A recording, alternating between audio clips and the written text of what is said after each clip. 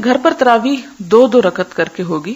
کوشش کریں کہ جتنی صورتیں آپ کو زبانی آتی ہیں وہ ساری کی ساری آپ پڑھ لیں. آپ یہ بھی کر سکتے ہیں کہ ہر 2 رکعت میں ساری صورتیں پڑھ لیں تاکہ آپ کا قیام لمبا ہو جائے. اور اگر آپ قرآن کھول کے پڑھنا چاہتی ہیں تو اس کے لیے یہ ہے کہ ساتھ ایک ٹیبل رکھ لیں جس پہ آپ سپارہ جو آسانی سے رکھ اور اٹھا سکیں. تو قیام میں آپ سپارہ اٹھا کے کھول کے پڑھ لیں اگر آپ کی قرات ٹھیک ہے. اور اگر آپ پڑھتے بھی غلط ہیں تو پھر آپ کیا کریں گے مسکین. تو اس صورت میں تو فائدہ کو خاص نہیں ہوگا. اس لیے کوشش کریں کہ آپ وہی صورتیں پڑھیں جو آپ کو اچھی طرح آتی ہوں، اور کوشش کریں کہ آپ اپنی زندگی کا کچھ وقت لگائیں کہ آپ اس بات کو اچھی طرح سیکھ سکیں. اس میں ایک بات یاد رکھیں کہ اگر آپ سپارہ کھول کر پڑھ ہی رہے ہیں تو آپ کی حرکت کثیر نہیں ہونی چاہیے، کیونکہ حرکت کثیر نماز میں خلل ڈالتی ہے. حرکت کثیر کا مطلب ہے یہ نہیں کہ آپ اس کو کھول کے کھڑے ہو جائیں، پھر ایک ورقہ آگے پلٹیں، پھر پیچھے پلٹیں، پھر آپ ادھر ادھر دیکھیں، پھر آپ بند کر کے رکھیں. یہ چیزیں جو ہیں یہ درست نہیں. نماز کا اپنا خشوع و خضوع اور نماز کا اپنا احترام جو ہے وہ باقی رہے گا. فرض نمازوں کے علاوہ نفل نمازوں میں قرآن کریم سے دیکھ کر تلاوت کرنا جائز ہے. حضرت عائشہ رضی اللہ تعالی عنہ کے غلام زکوان قرآن کریم سے دیکھ کر نماز پڑھایا کرتے تھے. اسے بخاری نے روایت کیا ہے.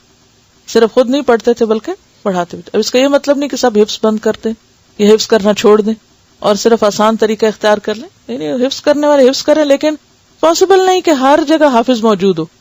تو پھر ایسے میں تو قرآن پاک کی نماز انسان پڑھ ہی نہیں سکتا.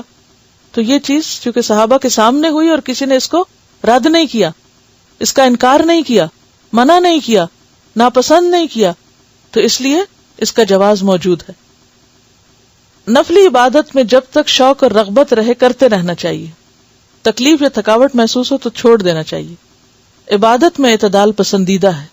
حضرت انس رضی اللہ عنہ کہتے ہیں رسول اللہ صلی اللہ علیہ وسلم نے فرمایا، نفل نماز اپنی طبیعت کی خوشی اور شوق کے مطابق پڑھو. جب طبیعت تھک جائے تو بیٹھ جاؤ، یعنی پھر بیٹھ کے بھی پڑھ سکتے ہیں یا پھر تھوڑا بریک بھی لے سکتے ہیں. اسے بخاری اور مسلم نے روایت کیا. آپ نے دیکھا ہوگا کہ شروع کے 1-2 دن مشکل ہوتے ہیں، پھر مزہ آنے لگتا ہے. حضرت عائشہ رضی اللہ تعالی عنہا کہتی ہیں رسول اللہ صلی اللہ علیہ وسلم نے فرمایا، اپنی ہمت کے مطابق عبادت کرو، اللہ تعالیٰ اجر دیتے کبھی نہیں تھکتے جبکہ تم عبادت کرتے تھک جاتے ہو. اسے بخاری اور مسلم نے روایت کیا.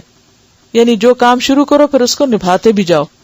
ایسا نہیں کہ کبھی تو بہت زیادہ کر لیا اور کبھی بالکل بھی نہ کیا. فرض نمازیں بھی چھوڑ دی رمضان کے بعد. حضرت عبداللہ بن عمرو بن عاص کہتے ہیں رسول اللہ صلی اللہ علیہ وسلم نے فرمایا، اے عبداللہ، تم فلاں آدمی کی طرح نہ ہو جانا جو رات کو عبادت کے لیے اٹھا کرتا تھا پھر اس نے اٹھنا چھوڑ دیا. اسے بخاری اور مسلم نے روایت کیا ہے. یعنی خواہ تھوڑی عبادت ہو لیکن کیا پسندیدہ ہے؟ مستقل مزاجی کے ساتھ.